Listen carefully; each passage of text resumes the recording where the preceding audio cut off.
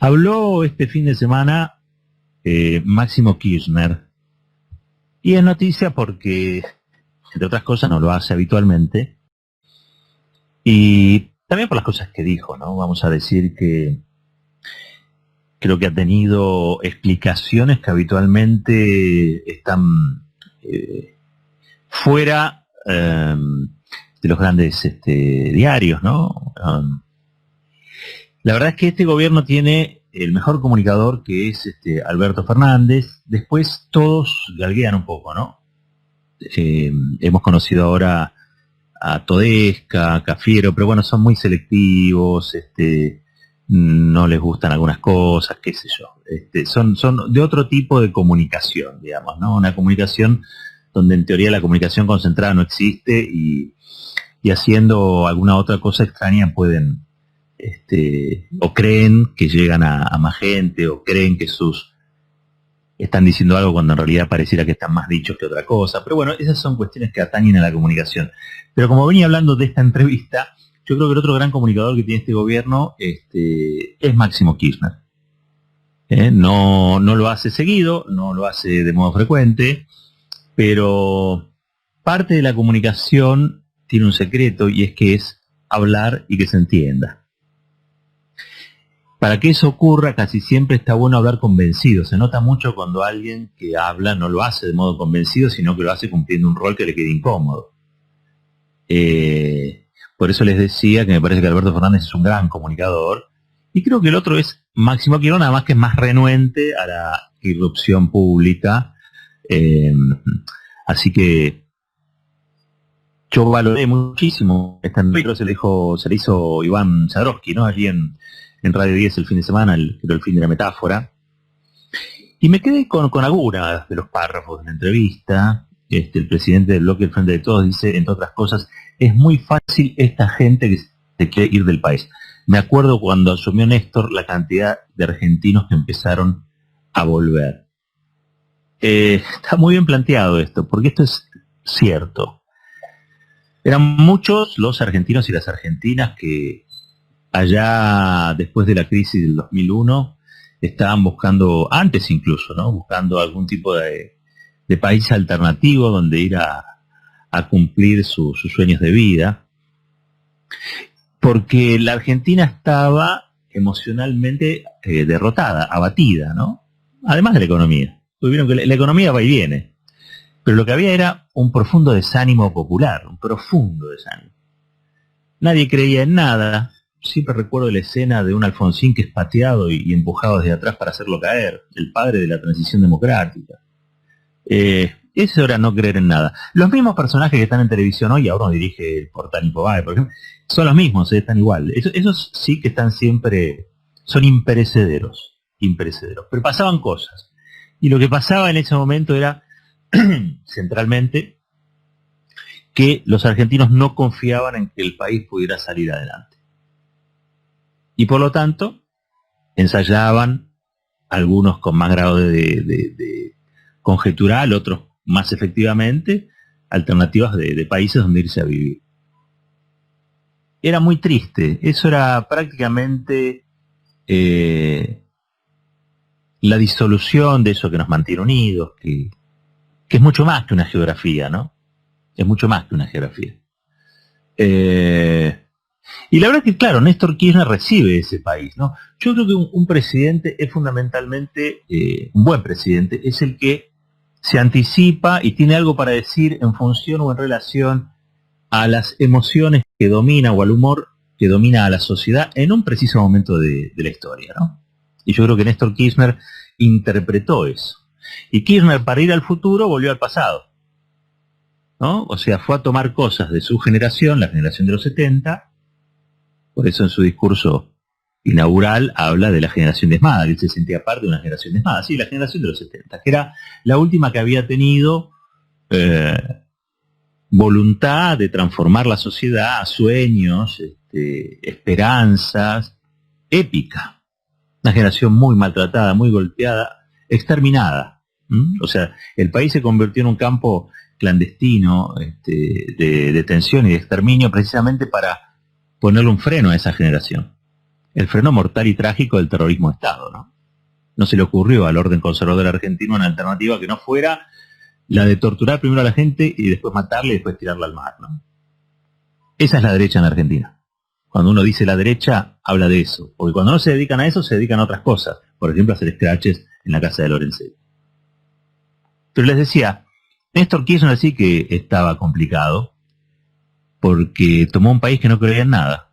Un país que estaba dominado o por el abatimiento o por el cinismo. Y para ir al futuro tuvo que ir al pasado. Eso fue lo que hizo Néstor Kirchner.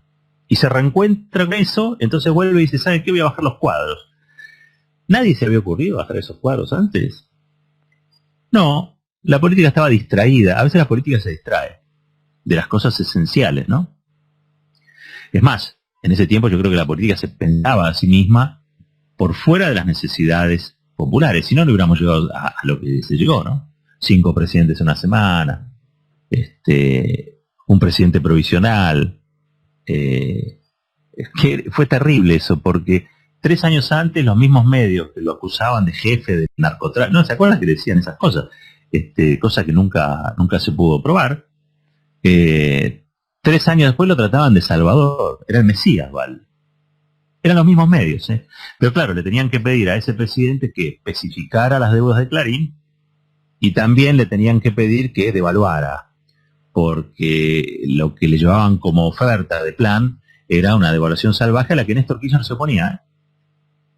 Kirchner no estaba de acuerdo con esa devaluación salvaje que fue del 300% de un día para el otro. Es lo mismo que piden ahora estos mismos grupos exportadores, porque claro, imagínate, de un día para el otro triplicás tu rentabilidad, ¿no? La verdad que está bien, no importa, te pones el país de sombrero, pero ¿qué le vamos a hacer?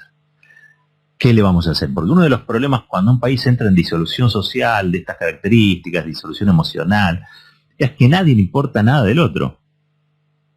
Si es un sálvese quien pueda, si es la selva, la jungla, ¿qué te importa si con una medida de esas características vos dejás a 3 millones de argentinos más sin poder comprar aceite? ¿Cuál es el problema? O dejás a 7, 8, 9 millones de pibes sin tomar leche. ¿Cuál es el problema? Si total tienen un destino inviable, en un país inviable que no tiene futuro. Ese es el discurso de la derecha, que históricamente lo que intenta es que la autoestima del pueblo baje. Porque un pueblo abatido, un pueblo sin autoestima, es un pueblo manipulable. Es un pueblo manejable, es un pueblo que no pelea por sus derechos, es un pueblo que no está atento a la cosa pública, es un pueblo que se deja dominar fácilmente por antipolítica. Es un pueblo que funciona en base a pulsiones, la mayoría destructivas, ¿no? Y Néstor Kirchner lo hizo, y lo logró. En un tiempo, Kirchner logró que, por ejemplo, volvieran al país los científicos. Científicos que se habían ido, porque claro, todo aquel que tiene un saber, un conocimiento de esas características, la ciencia, la tecnología, o cualquiera que se desarrolle y que tenga realmente mucha preparación, sabe que puede tener oportunidades en otros países del mundo. Y muchos aprovecharon eso. Ahora, cuando el país les generó las condiciones, volvieron. Porque el mundo no es el vergel del que habla Clarín y Nación. El mundo hoy es un conflicto tras otro. El mundo vive, como dice el Papa, una especie de guerra mundial de baja intensidad, con muchos conflictos a la vez, por diversos motivos, algunos comerciales, otros migratorios, otros raciales, fundamentalmente económicos. El mundo no es hoy por hoy, digamos, un lugar que pareciera ser acogedor, además atenazado como está todo el mundo, por lo que sucede con la pandemia.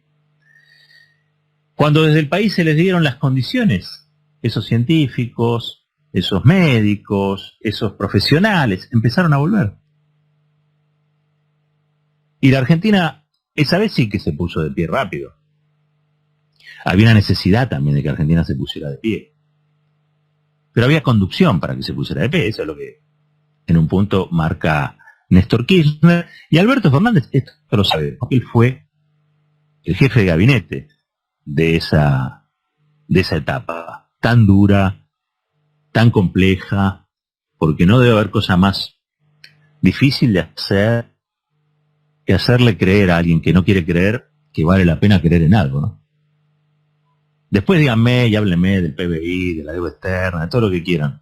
Pero convencer a una sociedad que está inoculada, sugestionada, permanentemente, envenenada por discursos derrotistas, por discursos desalentadores, por discursos, sometida permanentemente a que le digan que no vale nada la pena, sometida permanentemente a que digan que ella misma es una sociedad que no se pudo constituir como tal, comparando a Argentina con no sé qué cosa.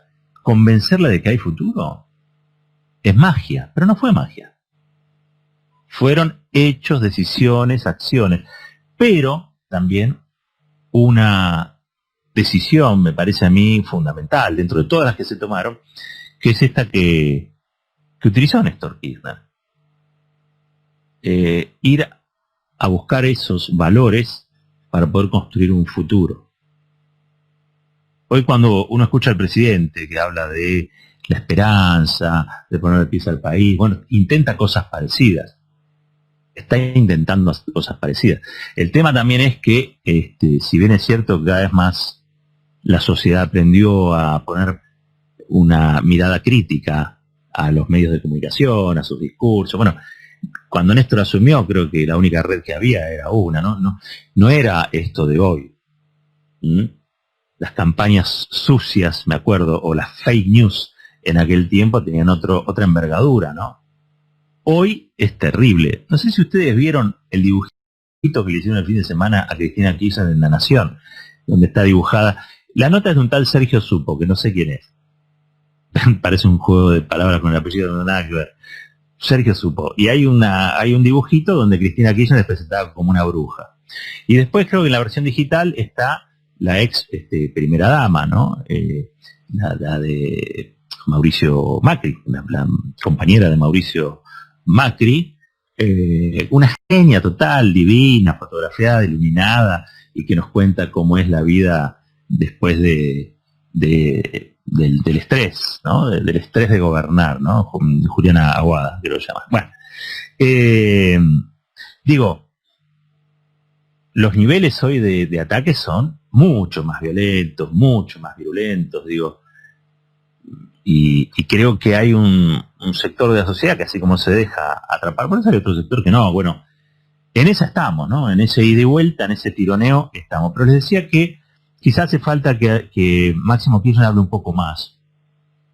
¿Por qué él planteó esto de que hay gente que está tratando de quebrar la esperanza y la voluntad de la sociedad en un momento de agobio y opresión? Y él llamó, estamos hablando de Máximo Kirchner, el hijo de Néstor Kirchner, a dejar de lado la miserabilidad que estamos viendo y sacar a los argentinos adelante. Por supuesto, dice, en un contexto que no es solamente malo para la Argentina, es malo para el mundo, dice, ¿no? Pero la prioridad es devolver la esperanza, y eso se hace fomentando el trabajo, la producción, la ciencia, la tecnología. Lo hicimos cuando fuimos gobierno hasta 2015, no es un latiguillo, hay que mejorar la calidad de vida de la gente, hay que hacer acuerdos políticos que incluyan a la sociedad, ¿sí? Y después dijo, y con esto voy cerrando, porque se refiere a la oposición. Pero yo siempre rescaté Máximo Kirchner, que tiene una mirada sobre las cosas que no es la más habitual. Es como una especie de mirada oblicua, en el sentido de que sale en diagonal, digamos, ¿no? De los asuntos, o entra en diagonal a los asuntos. Es como si fuera un ángulo de 90 grados. Bueno, él entra por el de 45 grados. Ustedes saben, ¿no? Cuando, por ejemplo, regresa un satélite para que no se rompa en la atmósfera, tiene que entrar un satélite, una nave, lo que sea, tiene que entrar a una cantidad de grados, para no quedar destruido, para no hacerse trizas y no chocar contra lo que es la atmósfera, ¿no? Entonces, yo creo que Máximo Kirchner a ciertos temas le entra con esa graduación, la necesaria para no romper, la necesaria para que se entienda, la necesaria para cumplir la misión, al fin de cuentas, ¿no? Y ahí él dice, consultado sobre la actitud de la oposición, las críticas al gobierno, considero que en algunos sectores de la Argentina, dice, hay un malestar por el resultado electoral y eso lleva a hacer análisis forzados. ¿No? Cualquier otro diría que la oposición llora por la herida, ¿no? llora por haber perdido, no asume la derrota. Pero él dice no, porque no es el problema ese. El problema es que ese dolor lo lleva a hacer análisis forzados, es decir, análisis que no toman en cuenta la realidad de lo que ocurrió, sino que son más que nada expresiones dominadas por las emociones también, ¿no? Dice, la oposición no tiene un nivel de exigencia de sus electores ni de los medios de comunicación. Escuchen esto, entonces terminan diciendo cualquier cosa. Hay que bajar un poco los humos, entender que la gente elige, que se puede ganar y que se puede perder. El nivel de exigencia nos parece correcto con el oficialismo, dice, ¿no? Y no nos molesta. Pero no puede estar ausente la comprensión de la realidad que estamos atravesando como si fuera normal. Claro. Es muy lógico el planteo. Si vos analizás todo con categorías prepandémicas, siempre te va a faltar algo. Si vos analizás la realidad económica con categorías prepandémicas, es obvio que no estás bien. Si analizás la política con categorías prepandémicas, es obvio que vas a haber conflicto. ¿Pero por qué también ocurre eso? Porque el contexto es un contexto de gas envenenado. Esto es la pandemia. Esto es la pandemia. Entonces las nuevas categorías para analizar lo que ocurre y sucede tienen que tener esa comprensión.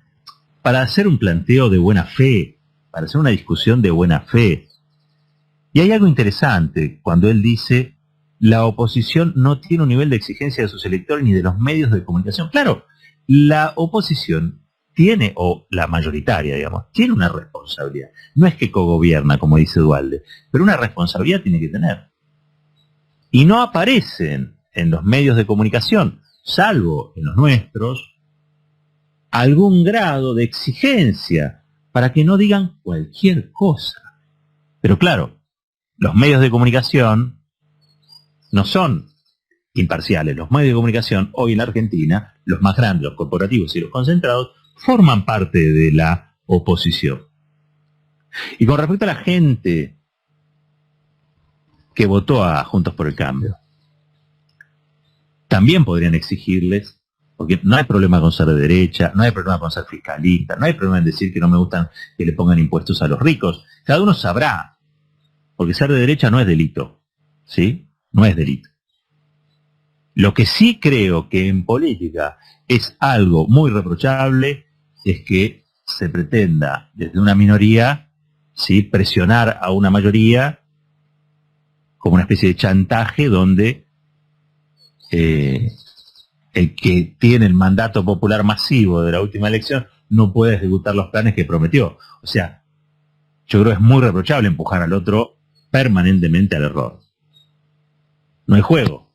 Una cosa es sacar la pelota, otra cosa es pegarle un palazo en la cabeza. Son dos cosas distintas. Para terminar, dice, o mejor dicho, recordó Máximo Kirchner que cuando el peronismo fue oposición sostuvo al gobierno de Macri hasta el final. Dice, la generosidad de Alberto con Macri fue tal que Macri lo llamaba y Alberto lo atendía. E incluso en su momento le expresó cuál era el valor del dólar que debía tener en ese momento la Argentina para llevar tranquilidad. Lo que hicimos fue sostener al gobierno de Macri hasta el final para que pudiera completar su mandato. Pero el comportamiento de Macri hoy es otro. Es verdad, estuvo enfermo, le sacaron algo, un pólipo o algo por el estilo. El presidente lo llamó, creo que ni le contestó el mensaje. Pero bueno, también eso habla más del que no contesta que el que llama, ¿no? Y dice Máximo Kirchner, dice, yo no construyo desde el resentimiento. A veces hacen juegos que no son buenos para el sistema democrático.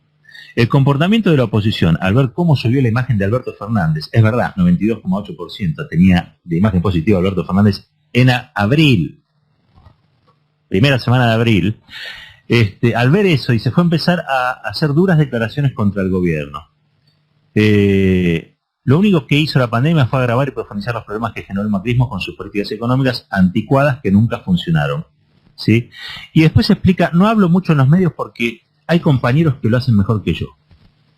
Dice, yo apuesto a construir espacios políticos y formar gente, porque si no vemos cómo llegan arribistas al gobierno como pasó con el gobierno de Macri. Palabra de Máximo Kirchner, tómenlo, lo pueden buscar, el reportaje ha sido, ha tenido alguna repercusión, ha sido publicado en varios lugares, y mastíquenlo, dijéranlo. Yo creo que hay expresiones ahí que vale la pena tomar, evaluar porque está hablando alguien que no lo hace habitualmente, pero que además lo dice de una manera también inhabitual. La política nueva necesita también nuevas explicaciones. Decir lo mismo siempre no te convierte en alguien que esté pensando o analizando mejor las cosas. Nadie te podrá acusar de incoherente, eso es cierto. Pero hay una nueva realidad y hace falta una nueva sensibilidad política, y me parece que en este reportaje eso se hizo evidente en la figura de Máximo Kirchner. 29 minutos pasaron de las 10.